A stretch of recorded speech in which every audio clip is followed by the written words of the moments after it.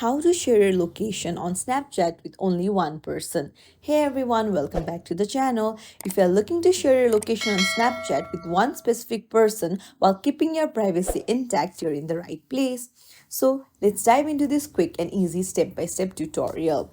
So first open your Snapchat, and once you're there, head over to the maps page that is on the bottom left corner, and then there you'll see settings. Tap on it and then enable ghost mode, so you can tap on until turned off, so this will hide your location from everyone else. And then,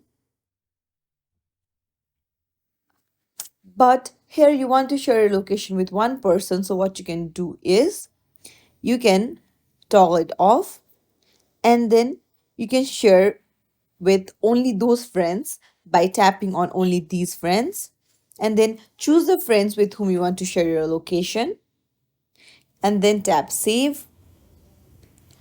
This means your location will only be shared with the people that you have ticked. That's it. If you found this tutorial helpful, don't forget to like, share, and subscribe to our channel for more helpful tips and tricks. Thanks for watching. See you in the next video, everyone.